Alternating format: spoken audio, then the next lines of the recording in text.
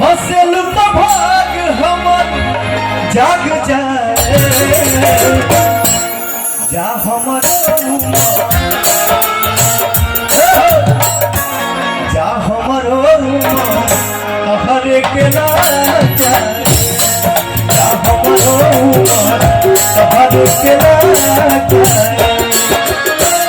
हसल तो भाग हमर जाग जाए हसल तो भाग हमर जाग जाए जा हमर हरे के ना जाए जा हमर हरे के ना जाए।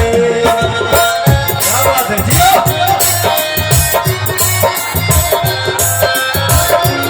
लव यू मेरे भाई, आप हैं तो दुनिया है।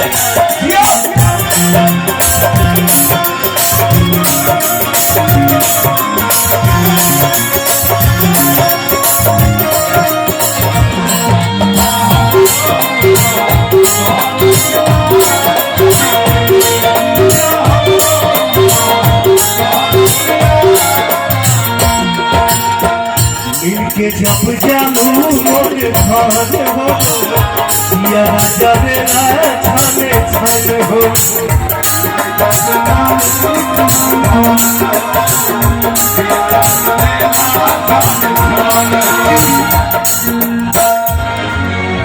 एक कलाकार को,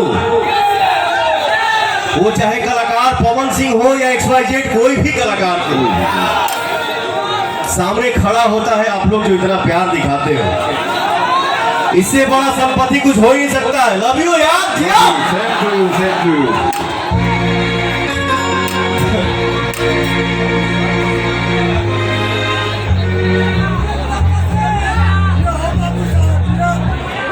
अभी हमारे बीच में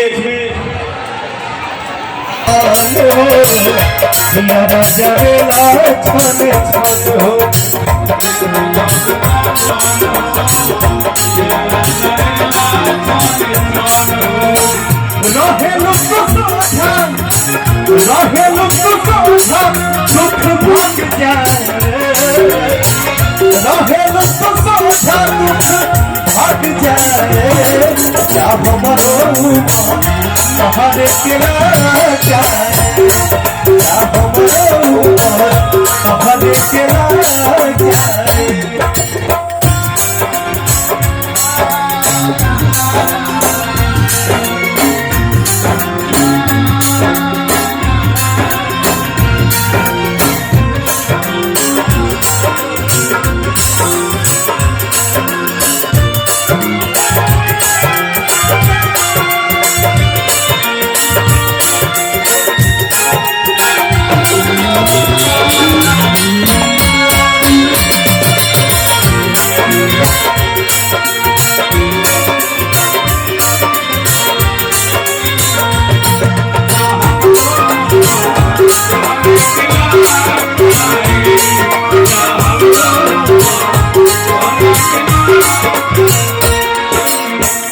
चलनी के चलल मोरे रानी बनल रहो तुहार जवानी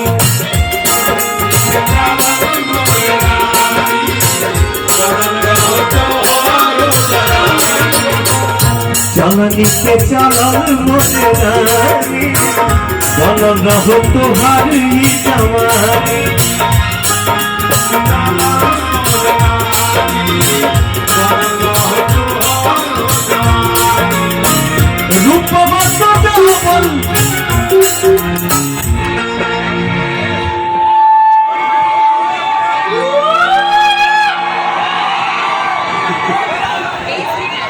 रूपवा सजावल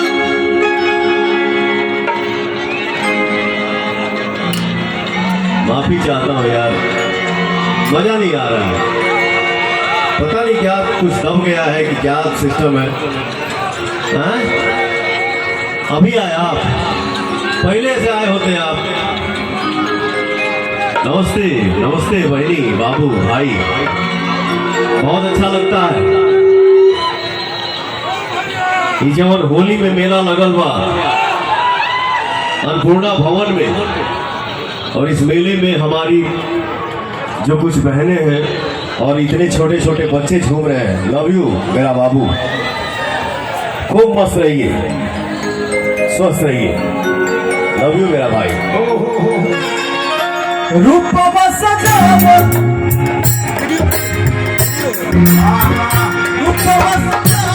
गोरी काग जाए, रूप सजावट गोरी काग जाए, क्या हमरो क्या हमरो तुम्हारे के ना जाए, क्या हमरो तुम्हारे के ना जाए, क्या हमरो तुम्हारे के ना जाए, क्या हमरो तुम्हारे के ना जाए।